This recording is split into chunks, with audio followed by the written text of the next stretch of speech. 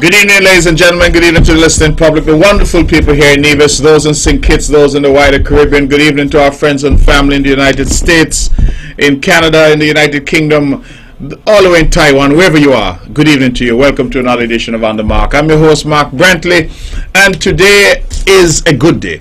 Today is the day that we had the opening of the National Parliament, and today, for the first time in history, 3 members of the Concerned Citizens Movement took their seats as federal parliamentarians. We have had 2 in the past. This time around, we have all 3 on Nevis. I have invited, therefore, the members.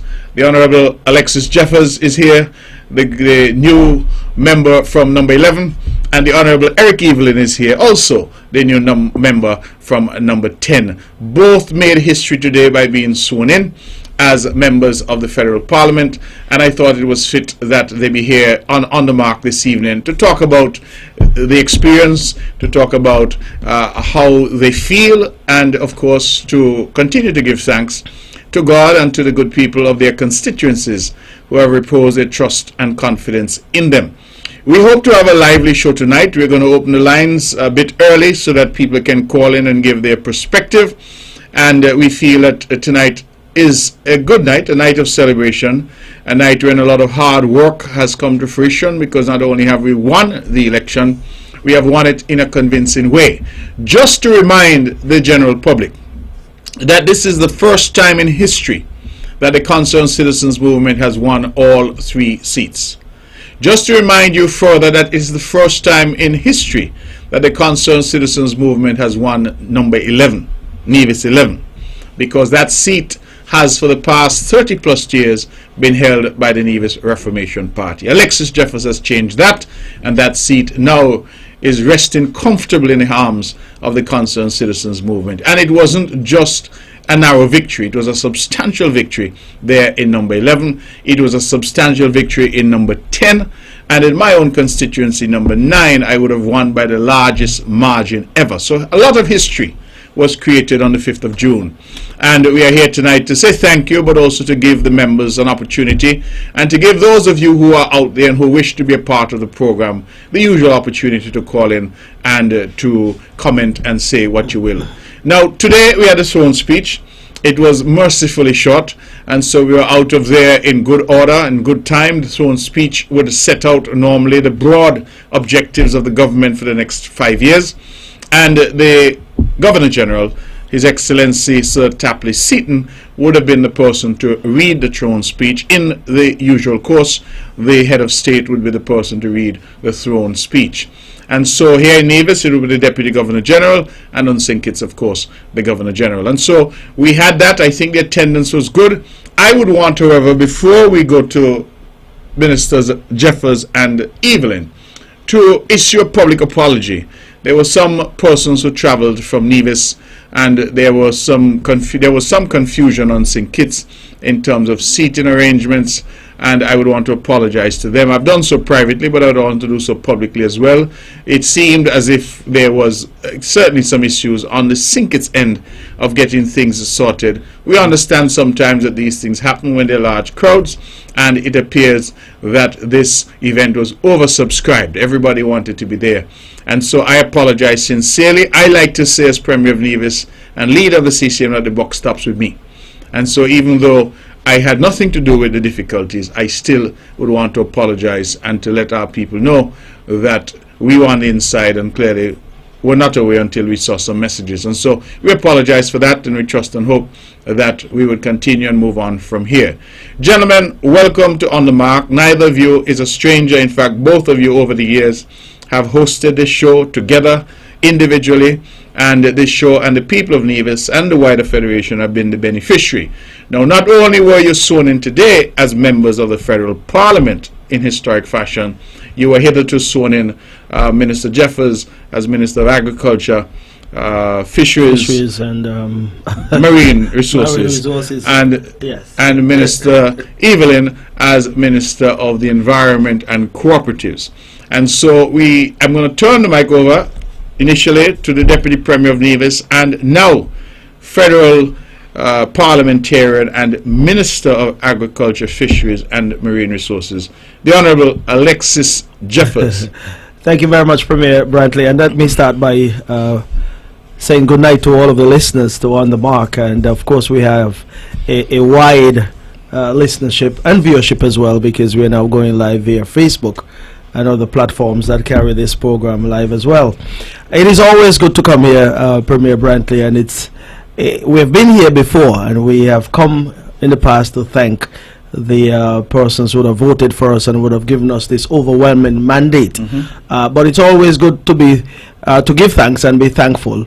And we have come back again because today was another one of those occasions upon which we have to be thankful for the mandate that was given to us by the people of Nevis 9, 10 and 11 to represent them in the federal parliament.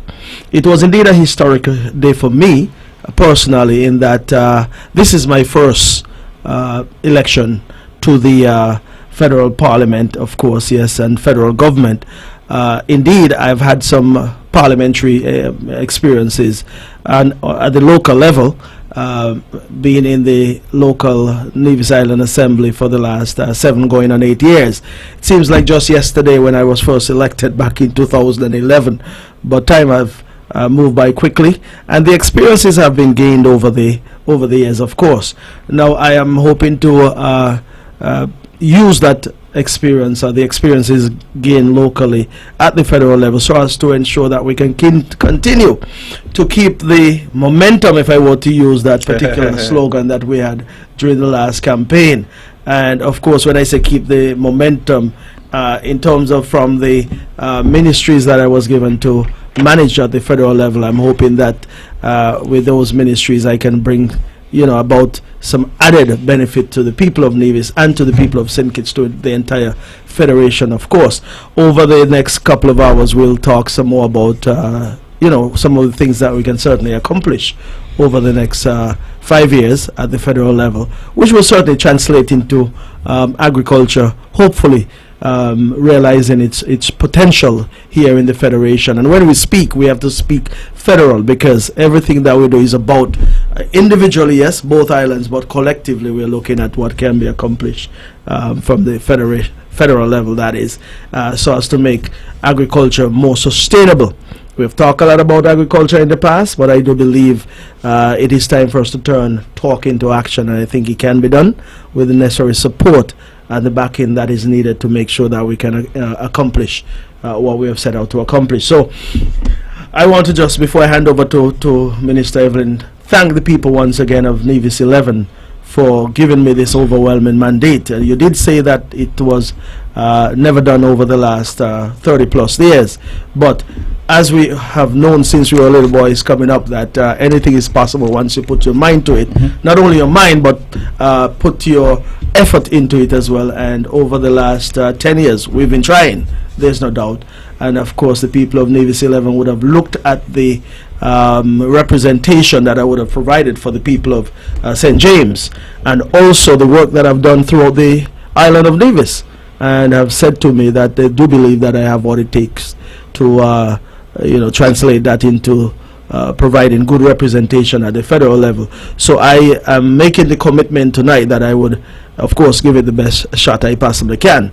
It's always good to give it your best shot, and then if your best is not good enough, then what else? But I sure do hope that at the end of 5 years I'll be able to say that at least one thing I would have brought back to this island, or done at the federal level, to suggest that I would have gone there to accomplish something on behalf of the people who I do represent. So we have an exciting 5 years ahead of us, Premier Brantley, and of course this journey will be done with the people front and center in our efforts, because we represent people, we represent what they desire and what they aspire to, and I do believe that the three of us, along with all of the other members of the federal parliament, will be trying their utmost best to ensure that the lives of the people of the Federation of St. Kitts and Nevis are made that much better over the next 5 years to come.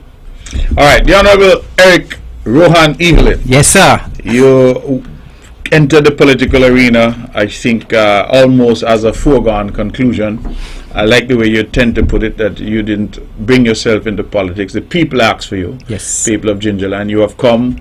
You won convincingly your first time out in December of 2017 when you became a minister in the Nevis Island administration.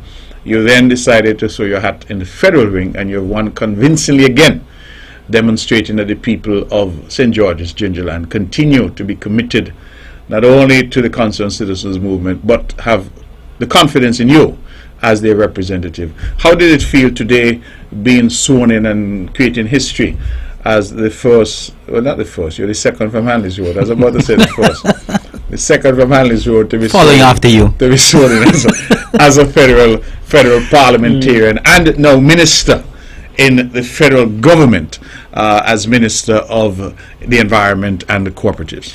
Well, thank you very much, Mark, and I must say that it was an experience. I was really very humbled. It was a fantastic experience, I must say, very historic, and I thought it fitting that you should invite the three of us, myself and Alexis and you as well, to be on the show tonight to mark this very historic moment. It was very humbling for me to be there, to be sworn in today. Of course, we had that first step when we were inaugurated on the 14th there at Warner Park, and now today taking the oath in the federal parliament. It really felt good for the people of St. Kitts and Nevis. It felt good for me, and I must say that I was really very humbled. And every time I get this opportunity to do something like this, I just have to say how grateful I am to the people of Nevis 10, to St. George. And of course, you just said a while ago that the people of Nevis, the people of Gingerland are very committed to me. I must say that as well, that for all of my life, all of my 55 years, I have been committed to the people of Gingerland and to the people of Nevis, and that I will continue to do once God gives me breath.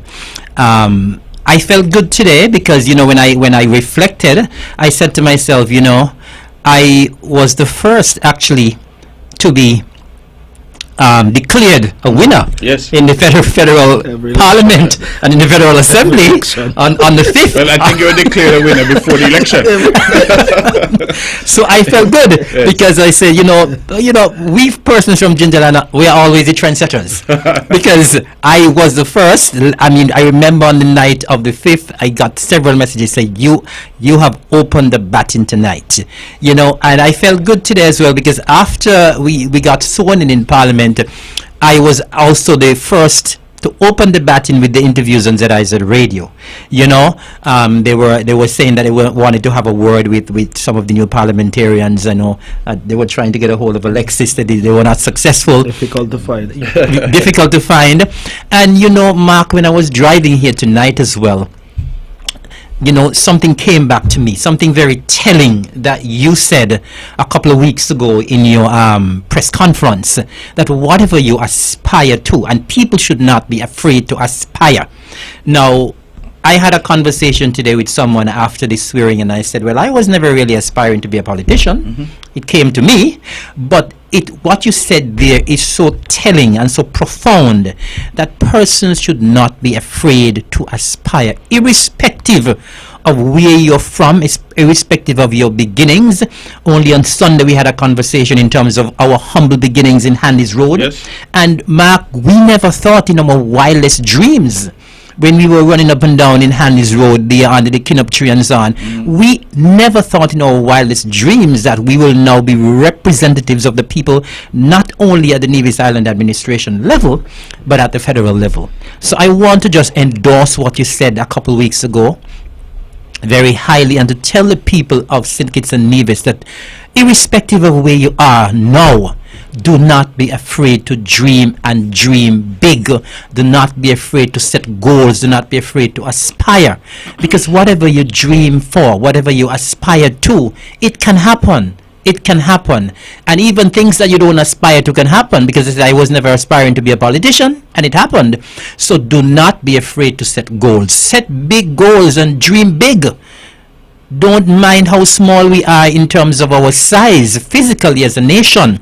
And irrespective of the size of our house, irrespective of the size of our constituency, wherever we are, we should not be afraid to dream big.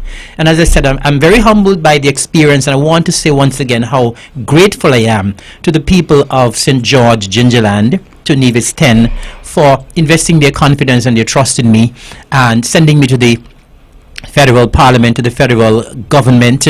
And I would say once again, as I said today and I've been saying all along, I will try my best not to disappoint. I don't think I've disappointed yet in the Nevis Island Assembly. I will continue to work hard. Working hard is all what I've done all my life. And so in the federal government now, in the federal parliament, I will continue to represent well and will continue to work hard for the people of St. George, for the people of Nevis, and for the people of St. Kitts and Nevis.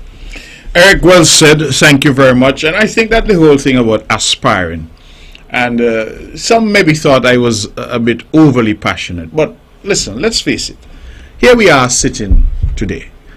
I sit in the chair as Premier of Nevis at the local level, Minister of Foreign Affairs and Aviation at the federal level. I am allowed to go to the United Nations and make speeches to rub shoulders with foreign ministers and prime ministers and presidents around the world. Alexis Jeffers from St. James, you are now Deputy Premier of Nevis. You are Federal Minister of Agriculture, Fisheries and Marine Resources. And Eric Evelyn, Minister at the Nevis Island Administration level, Minister now at the federal level. These things could not have come about were it not for us having ambition, were it not having the aspiration, were it not being willing to work hard and to do what is necessary to achieve. And that is a message, because I will tell you, I marvel at it all the time. People say to me, oh, you got this and you got that. But I marvel at it all the time, and I said, listen, if we were limited by the circumstances of our birth, I don't want to talk for both of you, but I'll be bold enough to say none of us could have been here where we're sitting today. Because I am sure when Alexis Jeffers would have been a young boy, people would have looked at him and say, well, he ain't got no money, his family ain't got nothing. Eric Evelyn, well, you are a little better off than me, but not by much. But not by much, because Come on. You were the one better off. I'm not sure about that at all. we used to come by you to watch television. Yes, but I used to come. We didn't have any TV. But the reality is that we came from a sort of background. You know, I reflect and say, well, when I was a little boy, I was born, because a lot of people born in hospital. I was actually born in a little house in Scarborough. And we had to walk in the morning from Scarborough, and those who know Gingerland know where Scarborough is, all the way up to Market Shop to a dam that was up there to get water. Yes. And because as a little boy, I used to have a little gallon pan, the paint can. And I used to remember there was a lady called Gina. You remember Gina? Yes, of course. Gina Williams. Gina Williams used to balance a bucket on her head with a wad, which is some cloth, right, to cushion the impact of the weight on her head. And she would have that on her head in a bucket and 2 pails, and she don't spill a drop. And then we used to put bee-bush in the water to make sure it doesn't slosh around. And I recall that we used to we used bee-bush in Gina. We used to walk up the water. Go Market Shop. Now I want people to reflect. Walk from down there, go Market Shop. Stand in line, fill your water, walk back from there to Scarborough. And sometimes your water throw away. Right, well, but you walk back from there to Scarborough to get a little water to bathe, and for your family to do whatever little cooking, and then you have to walk back to go to school. And we look at these things a lot of times when people say, oh, I can't do it, and it's beyond me. Nothing in the world is beyond us. Nothing. And the young people out there especially have sometimes to look and say, hey, whatever my circumstances are now, whatever they are, when I look at some people and reflect that you had 7, 8 people living in a one-room house, maybe a house, if you're lucky, had a little drop shed. Have you ever seen the part that your mom used to cook out of, and 11 people used to eat a belly? And you wonder how? Oh, you wonder how? I had a look at one the other day and I had to marvel at the size. But I was reminiscing with Eric, because of course we are cousins. I think everybody knows that, and we are both from Handlerswood. That in those early days, especially like when school was out for summer. You left the house early morning and you ain't coming back till night. So what you ate during the day was what you found. Precisely. Apple, Apple, grapes, you cherry. call it, right? Fellas used to have what we call it the ghoul. Ghoul, apple, When they have the ghoul. apple put there to ripe and things like that. If a man find your ghoul, the man eat off your apple, you know. Patch. But the reality is, I remember cooping chicken to see where they laying to find the eggs. I mean, this was our life, and it never stopped And us. setting trap for the doves Why you then. do all kind of thing, Yeah, roast up. listen. It never stopped us from aspiring, and that is something that I think our people need to appreciate. That whatever our circumstances might be, our circumstances don't define us. No. Our aspiration and ambition is what defines us, and I think that we have to preach that every day, because there's some in the country, you know, who seem still to be of a view that some people ought not to aspire beyond a certain station. And when I was a boy, I recall that if you had a certain surname, Yeah. you were almost earmarked for success. Right. And if your name was Jeffers or Brantley, nobody know about you, and you understand. And there's still some, I think, who harbor Yes. those kinds of things, and we need to get rid of that and to say Sad. to every youngster, you have the right to aspire. And I recall going to Prospect School, and they say, well, aim for the sky and you'll reach the stars. I hope I have it right. So sometimes you aspire, you don't get to the height that you want. Right. But you But get up there. But in aspiring so high, you achieve some altitude. I think this is a very important conversation to have, not only tonight, but as we go along, because, of course, you have said that young persons need to know the beginning of some of us, where we started. You talk about coming up to the top of Hanley's Road for what? I used to walk from, I'm going to say Goatall. You said that on the platform. many times. That's in Whitehall. Yes. All the way to the big tank there. You see where Ex-Petrol is? Right there we used to walk up to with the same gallon pot. You know these oil drums with two rings around it? You Yes. have one a quarter way up and the other one Yes, 3/4 way. uh-huh.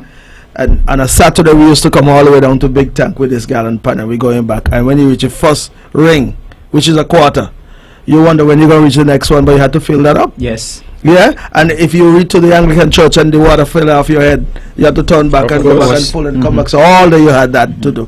So those were the difficult times that we came up in, which helped to shape us and define who we would have become eventually. I had to walk from Brick Hill the same way all the way to Gingerland High School, where there was these green school buses. You all remember Yes. that? Johnny Grant, and I don't want to call the other gentleman's name, but he used to be this tie, white shirt and tie, you know? Sesame. No, well, when those buses break down, you have to either walk from Gingerland High School to Brick Hill, and in the morning when you get the call or the message came out, the buses were not fixed. You had to walk all the way back to Gingerland High School. And those who are in my age range will remember those days. But we had to, and many of us did so, and we came out with whatever we came out with. But of course, we would have come out with something that would have helped to define us and shape us up to today. So some of the difficulties you may have had, Brantley, some of the difficulties you would have had growing up as well, Eric, all of us sitting around the table here can speak of those. And today's age, persons have had things a little bit easier than what we would have had it back then. But I would not want them to think and take it for granted that these niceties or these comforts, I don't want them to take them for granted, because those didn't come easy either. Because your parents would have gone through some difficult times so as to pave the way for them to enjoy what they enjoy now. In terms of the politics, though, Brantley, I mean, I myself, I never had any aspirations to become a politician. I believe it was just a matter that I was in the right place at the right time, if I want to put it bluntly. When the Honorable Nursery in Harris back in 2008 decided to demit, or, done away with politics, then we looked around for someone to replace her, and of course no one. And you always mention it, that in opposition people are not willing to come forward. Back then were some difficult times. As a matter of fact, CCM would have had 14 years in government, and the folks who were there then, obviously, it's not like any one of them were thinking that they can put their names out there and get back into office in short order. So it took some work and some real difficult days and nights and weeks and months back then in order for us some to courage. and some courage too. I didn't have anything. You had a little more than me. You still have more than me now, but you know. But it wasn't easy. You're right, because CCM had lost the election in 2006. 2006, and the thinking was the NRP would have been in for another 14 years the same way. As a matter of fact, Brantley, sometimes I come here, you see, three of us are here, but sometimes you come here in a lonely situation where you're here by yourself and you're talking. The phone don't ring and you're just talking, and you think that you are the only person who is out there beating out your chest. But people were listening. Of course. People were listening, and people are listening all the time. And I want to say that we would have come through some difficult times. Difficult times are ahead, yes, but I know for sure what we would have encountered between 2006 up to 2011, for example. I believe well, you had 2007 when we had that by-election, which would have helped to put you out there and let people know that you're a serious candidate and a serious person in the politics. Yeah, that would have really shaped the future to some extent, and we're just building on that now, and persons would see us now, and the margins that we're winning by, it didn't come overnight, but people, or the general public, so to speak, is they're looking for honest, decent people to represent them, and I believe in us. The three of us here sitting here, for example, and also Minister Brand and even Keith Scarborough, who would have tried. You know, he himself would have had persons who voted for him. The fact that persons voted for him means that at least they saw something in him and in the party that he represents to vote for him as well. So we just want the young men and young women out there who have aspirations of not only getting into politics but to get into anything. There are numerous areas out there that you can certainly carve out a niche for yourself and make a name for yourself. And I want persons to understand that Nevis is small, yes, but within this small 36 square miles, I know we're bigger than that, but they say it's not 36 square miles. Within this 36 square miles, you can make a name for yourself and also go beyond the shores of Nevis and make an even bigger name for yourself, as many of our people out there are doing at this time. So the sky's the limit. Gingerland High School, the motto there is through difficulties to the stars. Well, difficulties we have gone through, we are shooting for the stars. If we don't get there, we'll get to the sky anyway, right. And the limit it will be unlimited as you go along. So. You make a point, Eric, as I come to you, Yes. about margins of victory. You, Alexis, you would have gone through, because your path was different, in the sense that you tried federally, failed, you tried again, failed, but you kept narrowing that margin, and in your third attempt now you've succeeded. Eric, you would have succeeded on your first attempt. Yes. And I reflect on my own journey, because I think Alexis makes a point that is worthwhile repeating, that when he and I would have entered the politics, we entered around the same time, but I would have gone in an election before him, because of course we lost the late great Malcolm Gishard. When Malcolm died, it plunged us into a state of well, I felt like I was pushed in, because at the time I really wasn't ready. Yes. I thought that I would have had the comfort of 5 years to get accustomed to this thing. And just a year after the NRP won in July of 2006, Malcolm passed. And I suddenly found myself as a youngster going into an election. Yes. That election was electrifying. I believe CCM felt that, you know, we had been cheated of the election in 2006, and people came out in their numbers. But the point I'm trying to make is I only managed to win by 3-0. That was my first federal election in 2007, August. I won by 30 votes, 3-0. My last federal election, which was 13 years later in 2020, I won by 534 votes.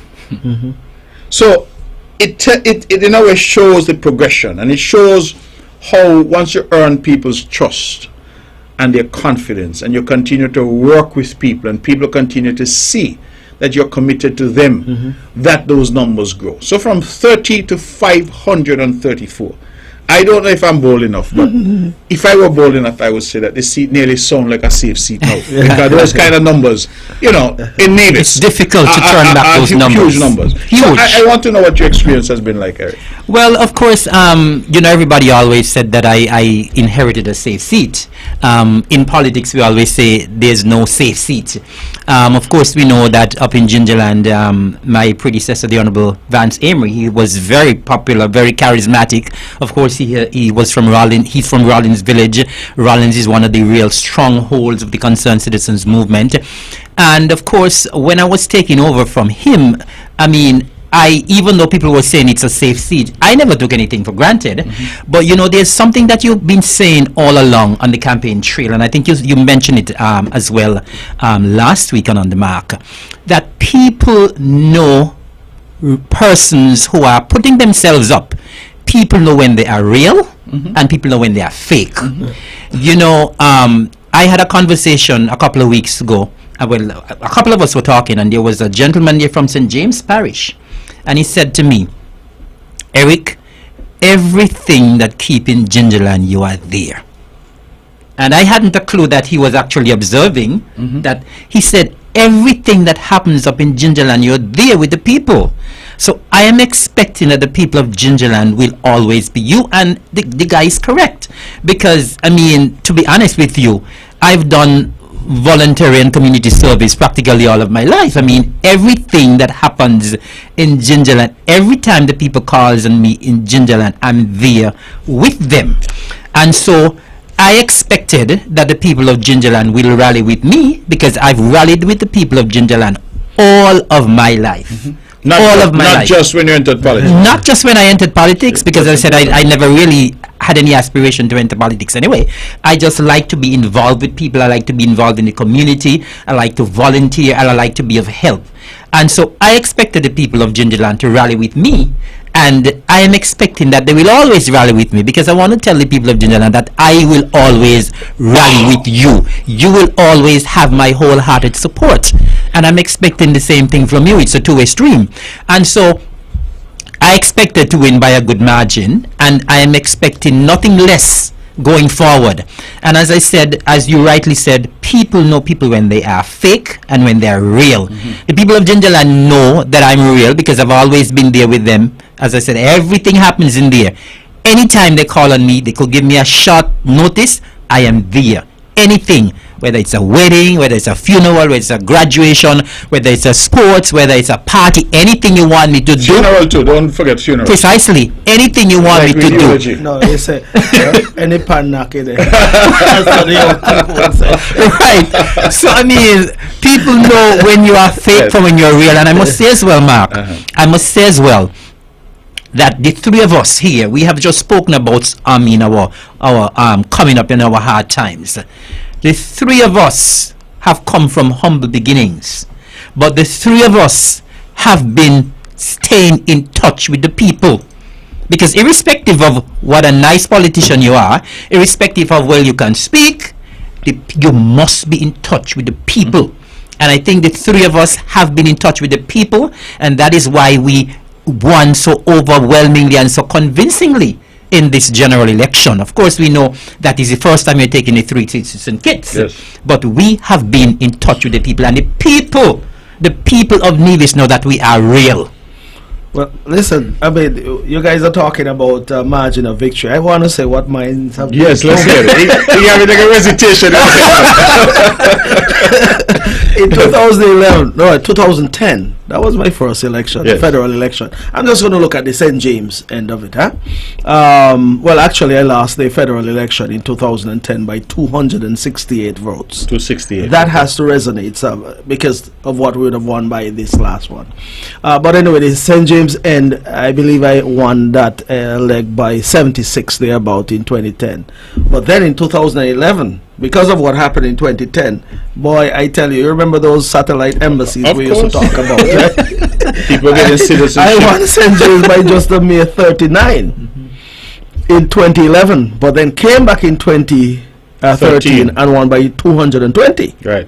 Then the St. James leg for the 2015 federal election, we won that by 239. So you're going up and up. Well, up and up. Keep it up. And then in 2015, Wait, before you, in 2015, how much did you lose the federal? we lost the federal by 91. But you won. But we won St. St. James by 239. Okay. And then we came back in 2017 for the local election and won by 305. And now we have come back again in another federal election in 2020. Won overall by 197, but the St. James end we won by 277. And that is keeping in mind the motto then was who out stay out and who in stay in, so it was a local thing. I don't want to get into that, but of course it was all underground here, which is, well, I would say it's significant when you look at those numbers. But you would have moved from 268 in 2010 in a federal election. That's what you lost by overall, and come back in 2020 to win by 197. That's a huge turnaround. Massive. And coming out of St. Thomas's with just a mere 80 votes behind is just Phenomenal. miraculous, yeah. But it is not only about Alexis Jeffers, because we had a marvelous team, sure. a marvelous team, and I sometimes refrain from calling names, but some of the persons who work on the team, we prefer not to have their names called, because they love what they do behind the scene. Yes. Just tell them go to work, and they go on to work, and when it's done, they're done, and they move on to other things in life. And that's how we do it over there in the Windwards, I should say, over at Windwards. So I have my numbers that I would have put out there. Eric, you have yours. Bradley, you have yours. I don't have as well. Erica's numbers. You have numbers. I don't have the numbers at my He fingertips. just started a bill, but you and I have been through 6 and 7 elections. Eric said the other day that I was asking him how much he won by. He said he's not satisfied because he wants to win by more. You imagine that? Yes, and that will be my goal for the next local election. The margin has to go up. It must go up. But we've been talking about elections, Premier Brantley. You said you have had 7 since you've been in politics. Well, actually, 2007, 10, 11, 13, 15, 17, 20. 7. So 7. And we may have had 6 together if it wasn't for the by-election. Yes.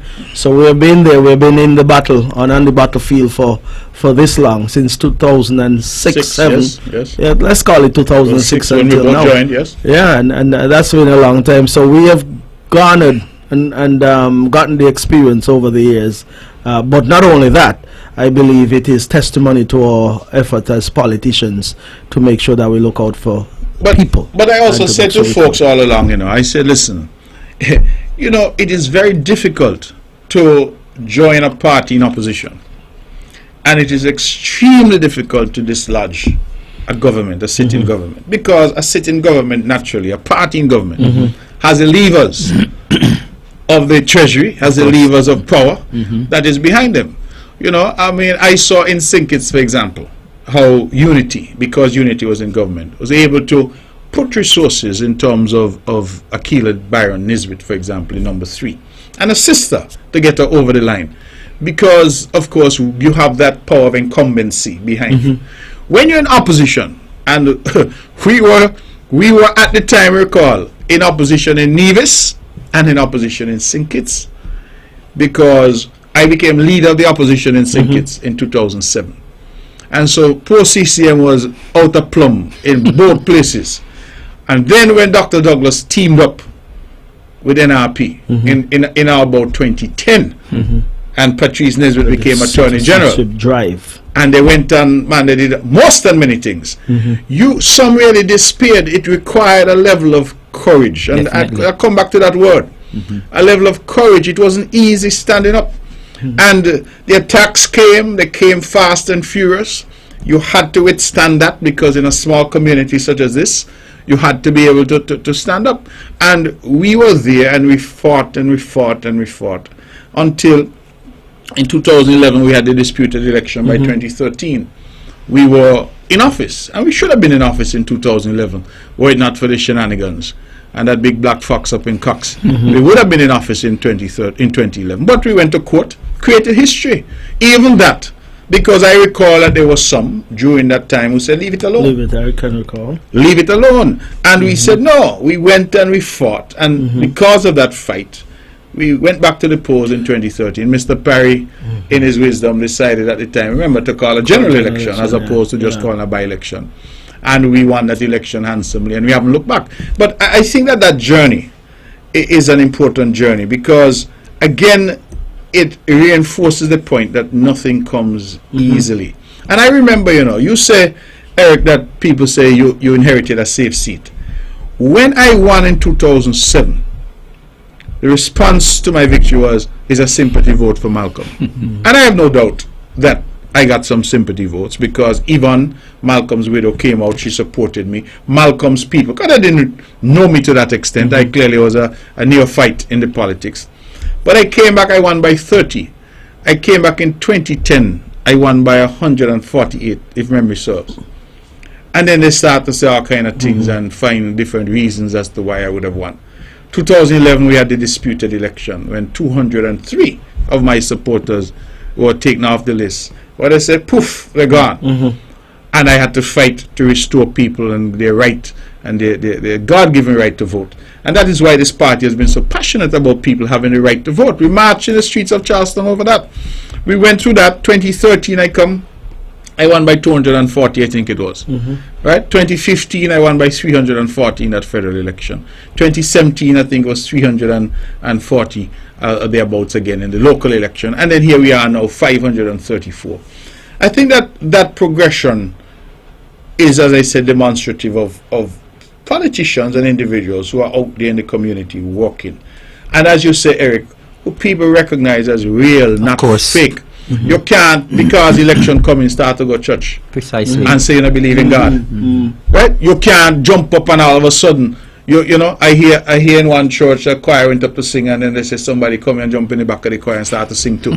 Right? These are things that people look on, and divisions, and I tell people all the time, say what you want about the people of Nevis. They're some of the smartest people in the world, some of the most astute. You see, when it comes to voting, Nevis people are hard to fool. Hard to fool in the sense that you can't come and pretend to be what you're not. Right? You must be able to say, listen, look at my journey. Look at my life's path. Look at what I have done. And people will judge you for that. Not because you have flowery language and you come and you have some style and you have whatever. And that, I think, is the thing. And I think in your case, Alexis, the people already examined you 2010. They examined you in 2015. And they say, yes, I believe that, I'm going to and I told you give him the confidence. I told you all in 2020, y'all don't come over here to help me with nothing. And Mark, I need to what you made a point there, and I need to strengthen that as well, because of course we were talking about margins. We were discussing margins a while ago in terms of people knowing you and you're in touch with the people.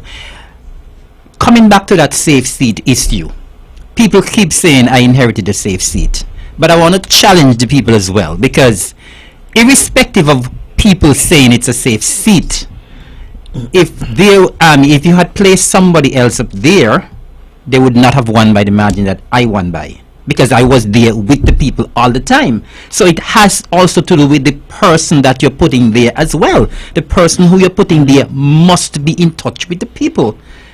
Someone else may have won, but they may not have won by the margin. It's an interesting point, but it also, because I said, and just to finish the point, I said that they said initially it was a sympathy vote for Malcolm. Then they said it was something else. Then they said it was overseas voters, remember? I mean, there has been an excuse at every occasion as to why, but the margins keep growing. Right. And the NRP and others, because I'm told that even some in Syncits were misguided in that view, that the system was dependent on our people voting overseas. And I hold no water in my mouth to say, listen, you're overseas, you are Nivision, you're entitled to vote. I hold no water in my mouth to say that. But people felt that view, which was a principled view, came from a position of weakness. And I heard some comments from people who I thought had sense, who say, oh, Mark can't win without the overseas vote. And I just smile, because it is not my job to educate fools. So I smile when I hear this nonsense, right? Especially some in Bastille were coming with that nonsense. And as I said, I smiled, because I knew in any election, like you say, you come back to basics. And I would campaign the same way I would campaign, whether people were coming in or not. So this election through Corona, nobody could come in. And you see how it ended up? It provided a backdrop for the parties to go head to head and the candidates to go head to head on the ground. Well, the result was such that it leads me to the conclusion that it is the NRP that is dependent on the overseas vote. Because look at the results. Yes, yes. Look at the results. So I think that these things are interesting. Anyway, it's quarter to the hour. We're just going to open the lines in case anybody wants to talk to us. 869-469-1616. 869-469-1700. Quickly Sure. before any Until the calls phones come in, Brantley. Well, we have been talking about the historic nature of this election pass and 3 seats and so forth. But one cannot forget and one cannot overlook the fact that you're the one who is leading the island of Nevis at this point in time, and this great party as the leader. You can boast of something that was never accomplished by this great party over the last 30, I believe we're what, 33 years old, thereabout. And of course the Honorable Van Samry was the leader for quite some time, and he cannot boast of such feat. But it says something about your leadership at this point in time in terms of what you've been able to accomplish, because we cannot do it individually. I've always looked at the palm of my hand and said, we have 5 fingers. All of us have 5 fingers sitting here. And of course, each one of these fingers can operate individually. But collectively, if you were to fold your fist, this is more powerful than just each individual finger doing something. And that is what you've been able to do, and that is to bring us together as a unit, and has certainly shown and demonstrated to the Division public that together we can certainly accomplish great things. And under your leadership, you can certainly boast of the historic nature of this particular victory that we've had. And indeed, moving forward, then whoever comes thereafter will have some shoes to fill as you go. You did say that you have some huge shoes to fill with the Honorable Van Samry leaving the leadership of the party. Eric, you have said the same thing up in Gingerland. But of course, it certainly demonstrates and says that nothing is beyond any one of us. If we were to aspire to a certain goal or set certain goals. And of course, you have come and you have led from the front in terms of the qualities that you have demonstrated over the years as a politician, as an aspiring leader, and as a leader as well, and that I must commend you for. There are times when we overlook these things, but these things, these victories and the general deportment of the persons in and around government and the party at this point in time certainly is reflective of your leadership and indicative of what you've brought to the force since you've been a leader, and that I must commend you for. And I believe the people of Nevis will share similar sentiments that I'm expressing here this evening. Well, thank you very much for that. Let's go to the phones then and take our first call. Good evening, you're on the mark. Yes, good evening, Mr. Brantley. Good evening, brother. And good evening to Mr. Eric. Evening. Could you move away from your radio? We're getting a feedback. What's that? We were getting a feedback. I was asking you to move away from your radio. Well, I'm just using the radio with a headphone, that's why. Yes, so I just want to say good to you gentlemen, and congratulations that you guys step up a little higher and continue to look after your people. Remember, there's something that we've been saying all along. Look after the grassroots people of CCM, because those are the people that will keep you where you are. Are you hearing me? Yes, we are hearing you. Loud and clear, brother. I'm saying, look after the people of Jindal and Mr. Eric. Yes, sir. Mr. Jeffers, look after the people in St. James's and St. Thomas's. Yes. If you want to say as a representative of the people in federal level and local level, you got to do your job. Yes. Mr. Brantley, continue to look after the people in number 9, Cox, from Cox to Bath Village. Continue to look after your people. And I want to say, you guys doing a good job, and the people of Nevis, because the people of Nevis, which are very smart people, as you said a while ago, because they realize that nobody can bribe them to get them to do otherwise, because we don't take bribe. And if we do take bribe, we're going to take your money and we're going to vote you out. You understand? So this is the thing that the people of Jindal always say. Anybody come to bribe us with money to vote otherwise, we're going to take the money and we're going to put the lick on their skin. Teach them a lesson that it should not come to bribe the people of Jindal because we're not for sale. So I'm a proud Jindaland man, Raleigh Mountain to be exact. And I'm here in Sinkit, I'm listening to you guys. And I'm saying I'm proud of you. Continue to do the good work and keep Nevis as shining beacon throughout the Caribbean. God bless you. Have a good night. Thank you. Thank you, brother. Thank you very much. You know, this is, I think, ultimately what it's all about. It's the ability to inspire people. It's the ability to do, and the understanding. And as I like to say, I know that I'm only on the stage for a limited time. You know, I'm here, and the point of being here is to do the best you can while you're here. And then you exit the stage because, you know, younger people are coming through that have to be given that opportunity. But let's go to the phones and take this call. Good evening, you're on the mark. Greetings, Mr. Brantley, you and your team. Greetings, brother. Greetings. And how are you? We're doing well, thank you. Long time I haven't heard talk to you, so I said I would take some time out to congratulate you and your team on your victory. Thank you, brother. Appreciate it. And I'm also glad to see that you retain the federal ministerial portfolio of foreign affairs.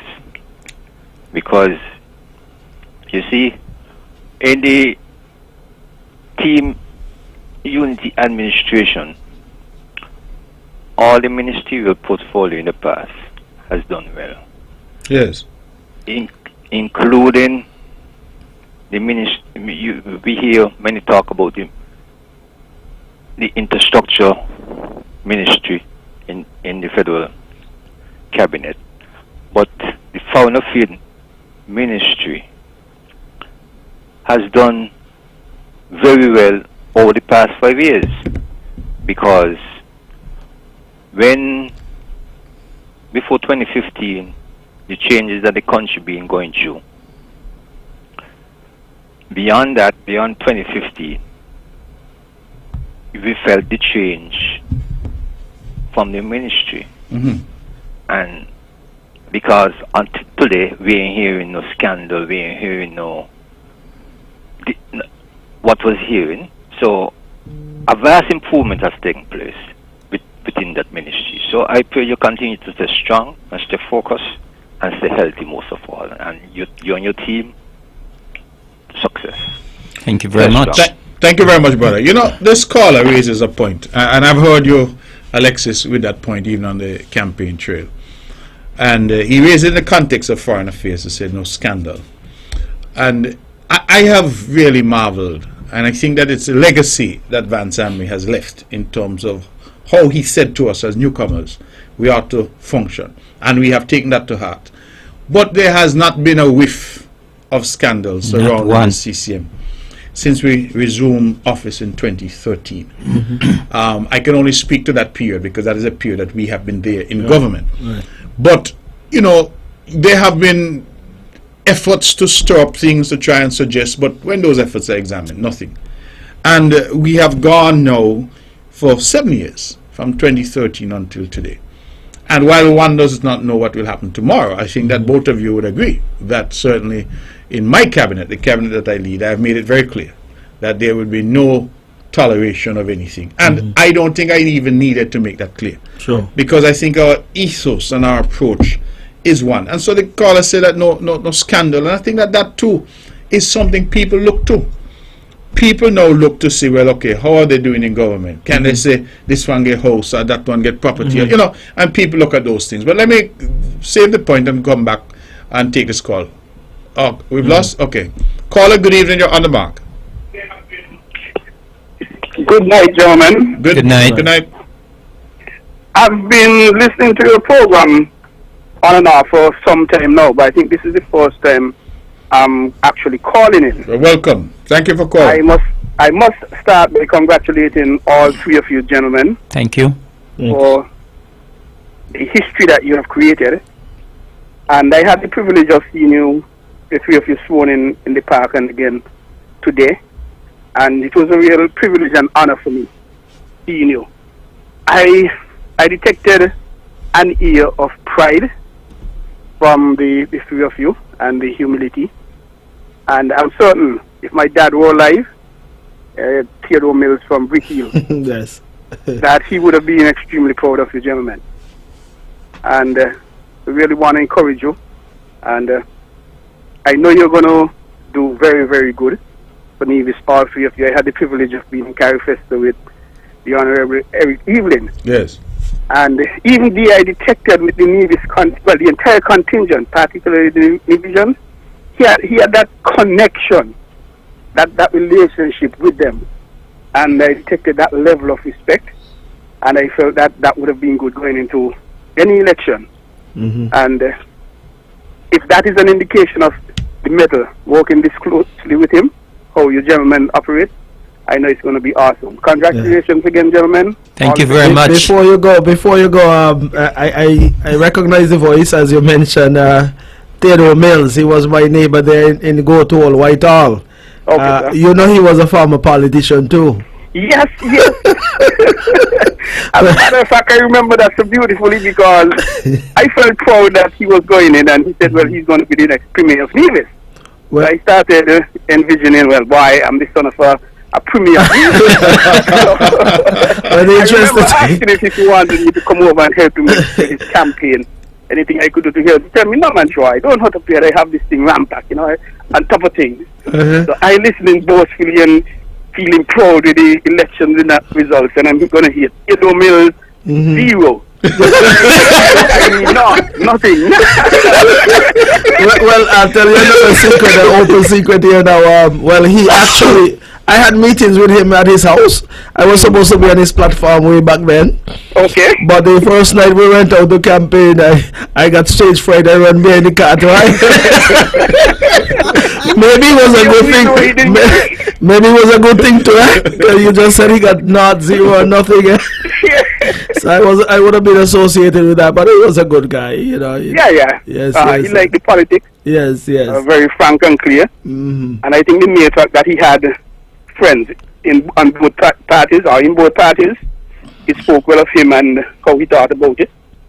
Well, and, I would tell you that many persons who would recall your dad would know that he was the one who pretty much established the solid waste. Yes. That entity there, and established the landfill and everything, and he had it working well. Okay. Well, of course, over the years things would have happened, but of course he was the one who was there initially and did a marvelous job. Went to the Cayman Islands, came back to Nevis. Well, he had some history behind him. Correct. Wonderful guy. Yeah. Yes, gentlemen, and thanks for the memories. Caller, before you go, thank you very much as well. Of course, we had a good connection at Carifesta. I enjoyed working with you. And of course, I look forward to continue working with you. Of course, you're very committed to what you do, and I want to thank you very much. You always give me a word of encouragement, and I know you're very genuine. So thank you very much. Appreciate that, sir.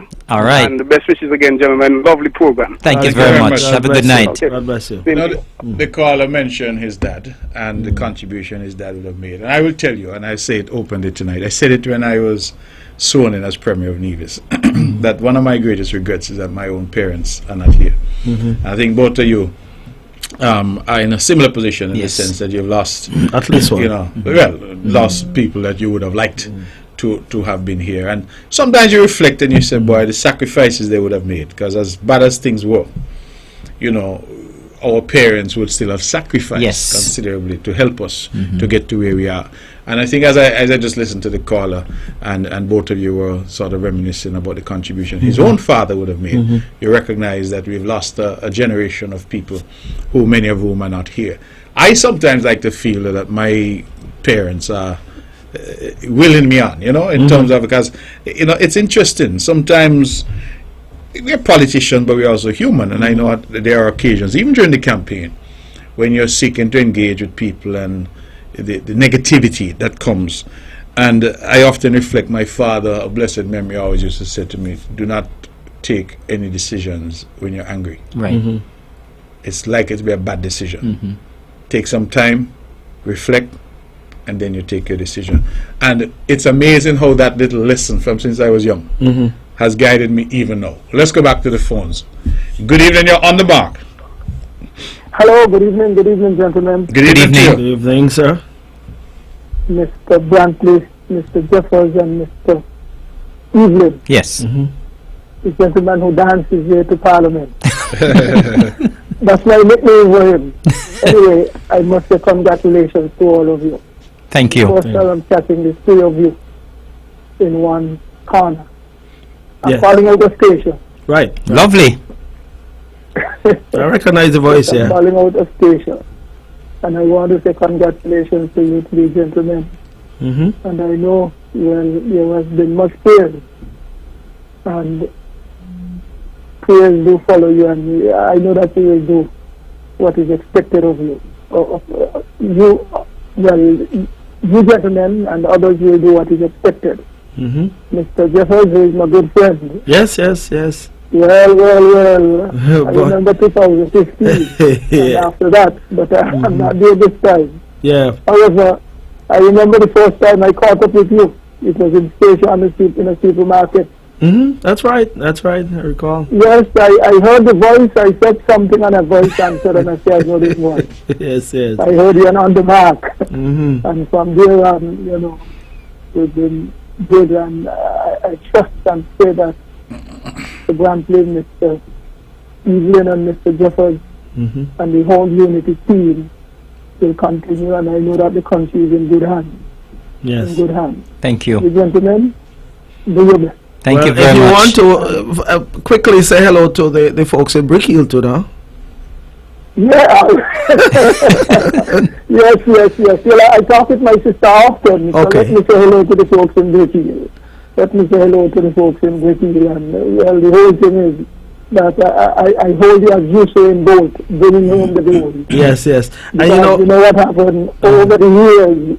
we lost a couple of villagers in recent weeks. Yeah. Mannix Pot. Yes. And then the sister of Lali, what's her name again? I forget. She was laid to rest today in St. Kitts. Okay. Brown. She's a Brown. Brown, yes. And then Miss Williams would have lost a daughter over there in St. Martin. Redhead, you recall that name? No, I think so. I'm too sure. Yeah, but we have lost a few persons. But life is a cycle. You born, you live, and you die, and that's the reality of it, huh? So. Yes. Okay, well, good hearing your voice, and it's a pity you're not here this time around to support. But I know your heart and everything was in this one, and you know that if the borders were open, I would have been up here today. sure, okay. Well, give my regards to all in Celestia as well too, and you all stay safe down there. Yeah, all the best. Thank you very much. Thank you. Have a good night. Yes.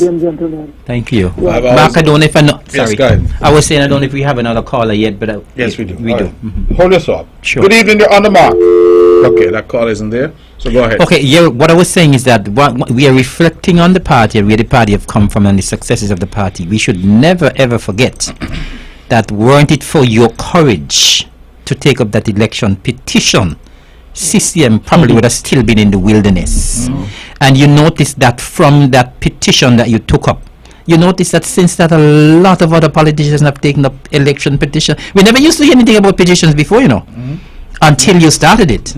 Well, you didn't hear anything about successful petitions. Successful ones. Those that went anywhere. Successful ones. But not only have they taken up the petition, I noticed that Douglas Mendes is now a household name nationally. Yes, precisely. Because we remember we had found him, we brought him here. Yes. In order to do the case here in Nevis. And when Unity would have had some legal struggles, I had recommended Mendes as well. Perhaps the evidence of the past is what is coming to be now. Nobody want to bring a petition against us. In Nevis. Let's go back to the phones. Good evening, you're on the mark. Good night. Good night. Good night to you, gentlemen, and congratulations. Thank you so much. Good night to you as well. Today. Oh, by the way, in matter of petition, Dr. Kennedy Simmons was the first one who took Mr. Ribeiro. Yes, remember that. That was the recount. Yeah, that was an election petition. Yes. But they had a recount, remember? Yes. I think in 1978. And Dr. He never Simmons. got into the house. Simmons won. won. To go, he must walk his own bench. Anyway, what I'm calling from, I want to ask Mr. Brantley a question as the Minister of Foreign Affairs. Yes. Can I? Of course. Hello? Yes. Now, I've been hearing about this issue with the foreign students, USA, being asked by ICE to start a pack-up. And I also heard today on some station that the students of Yale were taking them to court. Because having paid for these in class courses they now put online, and the prices have not changed.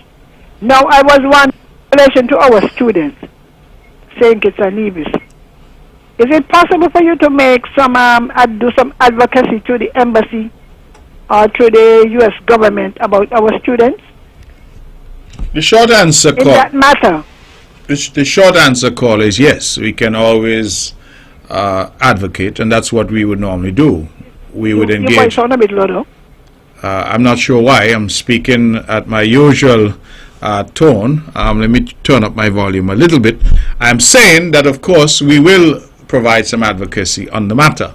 My understanding, for those who are listening, is that the U.S. government, the Immigration Service, has taken a decision that if your classes have moved entirely online, then they're saying you have no need to be in the United States because you could access your classes from your own country. So they're telling you, if you're from St. Kitts Nevis and your university in America has now moved your classes online because of Corona, you must go home and access your classes from St. Kitts Nevis. You don't need to stay in America to be online in America. Now, whether that is right or wrong, we first have to start from a premise that every country has the right to determine their They have rights, but they also remember, that when you're a lawyer, when you call it a contract, when they signed up to the university, they didn't sign up online classes. Well, I understand that, but you see, you're conflating two different issues. The contract that you have with the university, if I leave here and I go on to Yale, that's an arrangement between me and Yale that has nothing to do with the U.S. government. The U.S. government has... They might have to do like what the students at Yale... You have heard about the Yale students, right? Have taken... Well, I've heard that Yale University is taking action, and Harvard University have decided to sue the federal government. So not just the students, but the schools themselves. So what are you suggesting? Well, what I'm saying to you... Well, let me just finish. What I'm saying to you, let us start from the premise that every country in the world, the great United States and little St. Kitts and Nevis, has the right to set their immigration policy. I can't go to UN or OS or anywhere else to argue about that because every country reserves that right. So if they say... By the way, hold on, those so-called whites are being tested in courts, Well, even in the same US. Well, I don't know what rights... Just the other day, this thing about the dreamers, what they call it. Right. Well, I understand that things can be tested in court, but that doesn't ignore the basic premise. Yeah. The basic premise is that countries have a right to set their immigration policy. And this United States, under this administration, clearly has come up now with this idea that if your classes have been moved online, you must go home. And that is what they're saying. So at this stage, all that we can do through foreign affairs is to provide some level of advocacy and seek through diplomatic efforts to have that addressed. But they're saying that if your reason for coming to America is education, and that education is now online, then you don't need to be in America. That is what their argument is. Sometimes I wonder if they don't understand why they get so many enemies. They literally make enemies for themselves, You think America? You think America cares about that? Okay. Because when you people come from poor countries, would have invested all this money or go home. Caller, you ever heard of the saying? What? Caller, there's a saying that I have come upon. You know what it says? But anyway, have you begun to make advocacy? Caller, I haven't begun to do anything. This was announced yesterday or day before. So I am looking at. I don't even have all the information yet. Tell them, send your children to UE. UE, I went. So if you send them to UE and Barbados, do the same thing. What are you going to do? When you're coming out, it's coming. Oh, okay. All right. Well, thanks for your call. Appreciate it. Yeah, but see what you can do. Yes. All right. I got you very clearly. It's 10 minutes past the hour of 9 o'clock. We're taking your calls on 869-469-1616 and 869-469-1700. This caller is saying that America is making decisions to make enemies. I was trying to say to her, that I came across a saying recently which says, lions are not concerned with the opinions of sheep. And I think that's interesting because America couldn't care less. Let me tell you something. I am Minister of Foreign Affairs. I engage with the United States, and you meet good people. On all levels, you meet good people who are genuinely interested in helping. But when you see they announce a policy, especially when they do it by way of presidential decree, that this is the position, you could bawl till blood come out your eye. America is now saying that they're going to withdraw from the World Health Organization. That's what I'm telling you. They make decisions, Right. which they have a right to do. America has withheld funding from the UN. They've withheld funding from any organization that they feel isn't doing what they would like to do. They withhold funding. That is the nature of the diplomacy that is practiced. And I think we just have to understand sometimes that you have to coexist. Because what is it the Sinkers Navy is going to do? But America is saying, listen, if you came here to study, and the studies are now online. My 2 daughters, for example, are studying in the UK. Both of them are home, and they're online. Even the exams, everything is online. So it does raise a question, do they have to be in London if they can stay here in Nevis and get access to their courses? That's a debate, I suppose, that will be had. But caller, we will do what we can. Let's go back to the phones. That caller is lost. Yes. Good evening, caller. You're on the mark. Good evening, gentlemen. Good evening to you. Not hearing you properly at all. Can you speak up a bit? Hello? Yes, we're hearing you better now. Okay, good evening. Let me say first, good listening to the table. Yeah, just following up on the last caller, his parents also. And I just wondering, if you're supposed to get a number to call. Caller, is it you on a cell phone or something? We're getting this loud squeaking sound. We're getting a screeching sound coming from your phone. You getting a what? Are you close to the radio or something? Not really. Because we're getting some feedback. We're not hearing you properly. Okay, let me do something about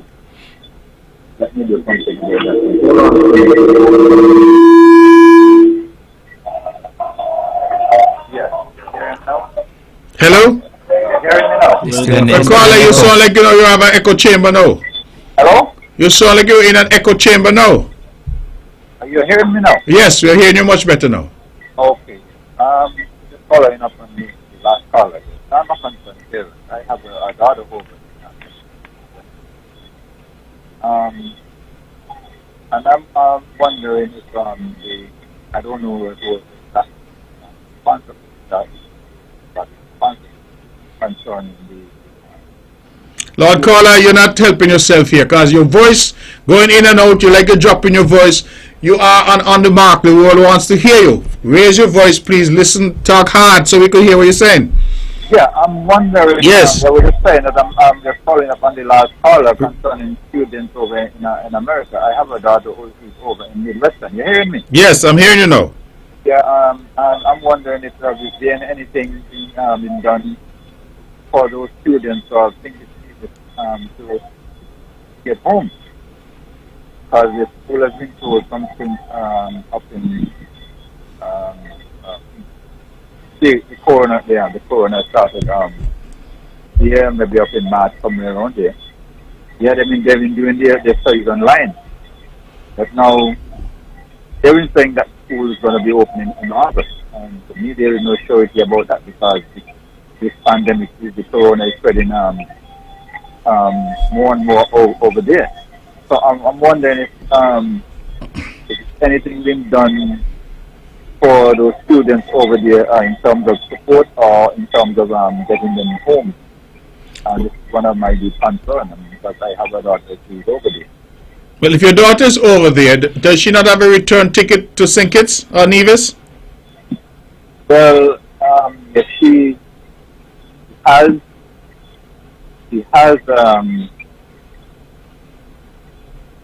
How should I put it? Not exactly, but she has funds to get a ticket from home. But in terms of getting into a place to a closed country, I'm wondering what is being done for those students over there and getting home. Okay. All right, caller. Well, I understand your question. What I'll say to you is this, that the government has indicated that it doesn't have the resources to fly home at government's expense, all of our students, wherever they are. We have brought home some students from Jamaica because the situation there was getting very, very critical in terms of the spread at the time. We, through the kindness and generosity of the government of Venezuela, partnered with Antigua and Barbuda and St. Kitts and Nevis, they offered us a plane that brought home some students from Cuba, and those students came home as well. We are told that there was an organization, or is an organization in the United States, that arranged for some students to come out of the US.